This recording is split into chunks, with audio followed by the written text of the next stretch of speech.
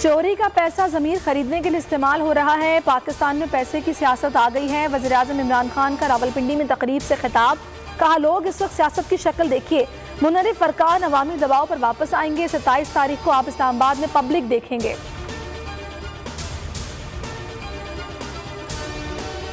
अगर स्पीकर ने पीर को तहरीक-ए-एतमाद पेश ना की तो पार्लियामेंट में धरना देंगे। देखते हैं OIC कॉन्फ्रेंस कैसे होती है।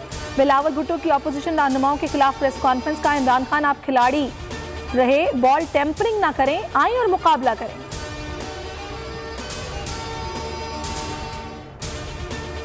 सिंध हाउस पर हमला इमरान नियाजी की मां पर किया गया। इमरान खान अपने इक़्तिदार के लिए तमाम हदें पार करने को तैयार हैं। उन्होंने जमहूरियत की धज्जियां उड़ा दी। शहबाज शरीफ की अपोजिशन के इजलास के बाद मीडिया से गुफ्तगू मौलाना फजल रहमान ने कहा, हुकूमत ने जहाज उड़ा कर ज़मीर खरीदे। इमरान खान कौमी मुजरिम है, नाअहल हुक्मरान को कैफरे किरदार तक पहुंचाएंगे। हम ये जंग जीत चुके। पैसों के लिए ज़मीर बेचने वाले रुसवा होंगे। ये सास बहू की लड़ाई है, इत्तेहादी भी हमें वोट देंगे। शेख रशीद का रावलपिंडी में तकरीब से खिताब। फवाद चौधरी कहते हैं, हुकूमत कहीं नहीं जा रही, शतरंज भी हमारे पास है, चालें भी हमारी हैं।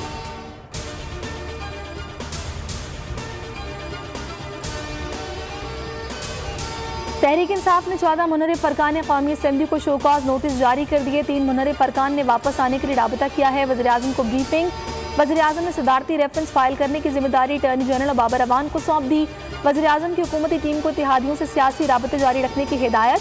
परवेज़ खटक, फवाद चौधरी, मुराद राज केवान चौधरी, नुमान लंगड़ियाल से राबते। जहांगीर तरीन ग्रुप से फौरी तौर पर इंतहाई कदम न उठाने की दरख्वास्त। आइन की आर्टिकल 95 के तहत तहरीक अदम-ए-एतमाद का अमल जारी रखा जाए। सियासी अमल आइन और कानून के तहत होना चाहिए। पब्लिक प्रॉपर्टी और कौमी इदारों को धमकियाँ मिली, अरकान और इदारों को तहफ़्फ़ुज़ आइन के मुताबिक मिलना चाहिए। उम्मीद करते हैं कि तमाम सियासी फरीक तहम्मुल का मुजाहरा करेंगे। सियासी कशीदगी केस में सुप्रीम कोर्ट के रिमार्क। सिंध हाउस पर हमले पर IG इस्लामाबाद से रिपोर्ट तलब।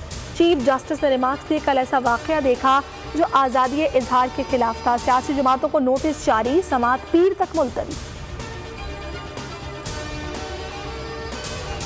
सिंध हाउस हमले में मुलव्विस तहरीक इंसाफ के 13 कारकुनान की जमानत मंजूर। पीपल्स पार्टी के थाना सेक्रेटेरिएट में मुकदमे की दरख्वास्त। कादिर मंदोखेल कहते हैं, पुलिस ने जो मुकदमा दर्ज किया उसे मुस्तरद करते हैं। मुकदमा वज़ीर-ए-आज़म और हुकूमती MNAs पर दर्ज किया जाए। सिंध हाउस पर हमले के खिलाफ कराची प्रेस क्लब के बाहर पीपल्स पार्टी का मुजाहरा।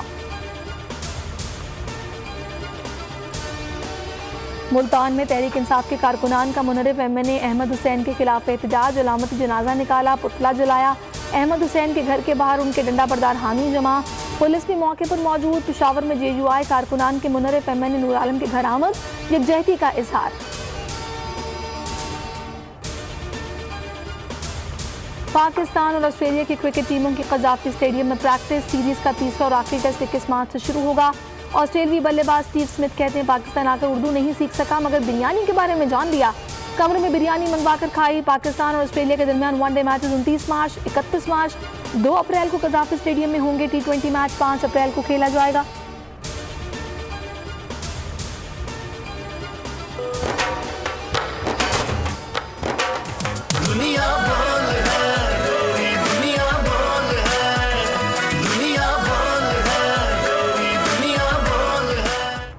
और अब हर सुबह होगा नए सफ़र का आगाज़। सियासत, खेल और एंटरटेनमेंट की दुनिया से लेकर सोशल मीडिया तक सब कुछ दिखेगा आपकी स्क्रीन पर। बोल न्यूज़ का मॉर्निंग शो दुनिया बोल है, 21 मार्च से सुबह 9 बजे शुरू होगा।